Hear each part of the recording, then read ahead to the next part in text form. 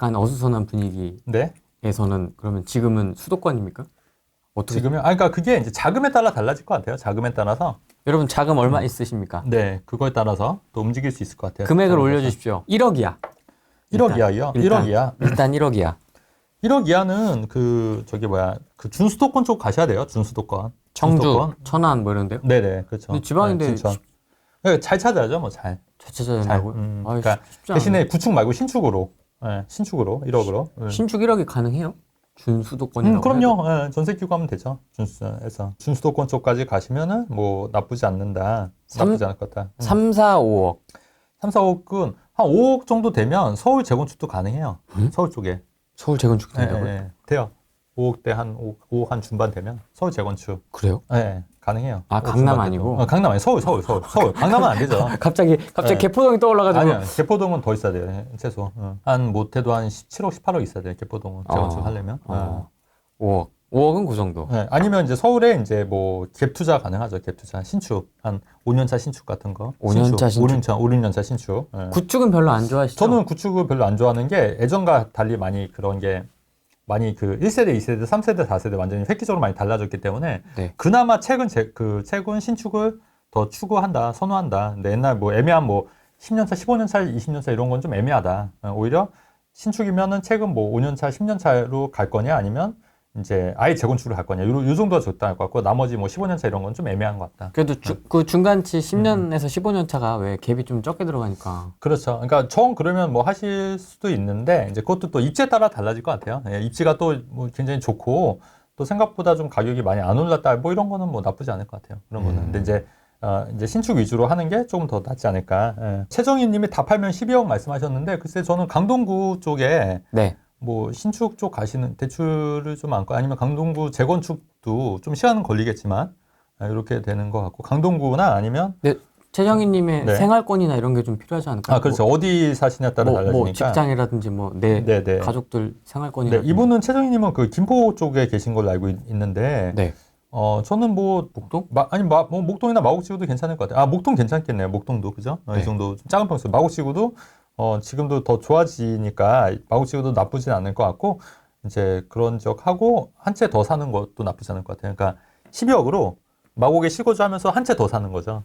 한 채 더 사는 걸로. 조그맣게 더 하나 더 사는 걸로. 그럼 실거주를 대출을 좀 끼라는 말씀. 그렇죠. 예, 그 정도 해서. 이신 거죠? 예, 그렇게 해서 대출 좀 받아서 조그만 거 더 하나 더 투자하는 걸로. 왜냐면 2주택까지는 또 일반세니까. 만약에 무주택이 되셨다고 하면은. 정권이 바뀔 가능성이 높은데 네. 2주택까지는 가야 된다. 저는 기본적으로 2주택까지는 가야 될 것 같긴 해요. 예, 아니면 2주택으로 줄여놔야 된다. 똘똘한 2주택으로. 그렇죠. 그러니까 지금 미리 줄여놓을 필요는 없는 게 지금 네. 아직 몰라요, 사실. 저는 그렇게 생각해요. 아직 모르고 지금 또 이게 어떻게 바뀔지 몰라요. 이게 사람들이 우리나라는 이제 굉장히 그 냄비 근성이 있어서 이게 빨리 달궈지면 또 빨리 식는 것도 있고 네. 그다음에 또 언제 그리냐는 듯이 또 이렇게 싹 바뀔 수도 있거든요. 그렇기 때문에 저는 뭐 좀 더 지켜봐야 된다고 봐요. 그러니까 현 정권도 유지가 될 수도 있다고 보고 있기 때문에 그러니까 그런 것도 좀 이제 추이를 좀 지켜봐야 될 것 같아요. 미리 막 움직이지 말고 네, 추이를 좀 지켜보면서 맞춰서. 그 가능성을 보고 이제 판단하는 건데 이제 다만 그 자산이 너무 이제 좀 비중을 너무 뒀다고 하면은 좀 약간 포트폴리오상 현금을 좀 갖고 있는 건 괜찮은 것 같아요. 그러니까 너무 많이 이제 벌려놓으신 분들 있잖아요.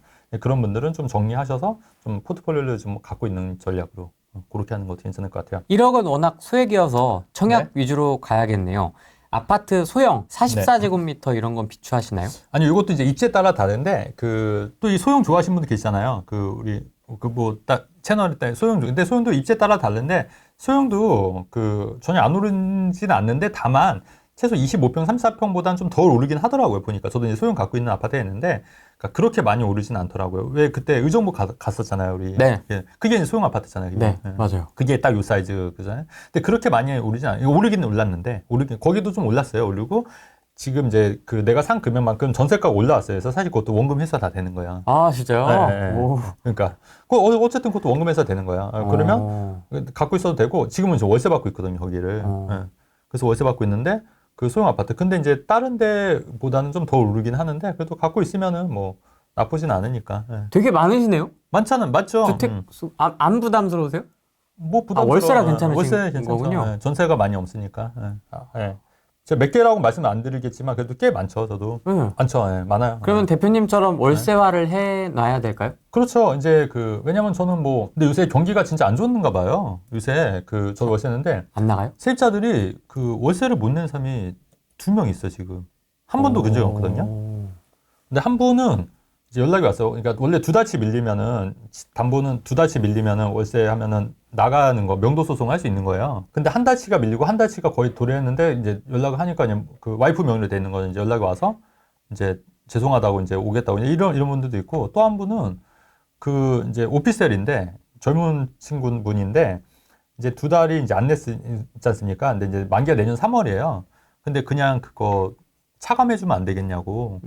그 보증금에서. 그래서 그냥 알겠다고는 했거든요. 그러니까 월세 안 받고. 원래 2달 하면은 원래 나가야 되는 건데, 그냥 월세, 왜냐면 차감만 하면 되니까. 근데 경제가 진짜 안 좋긴 안 좋구나.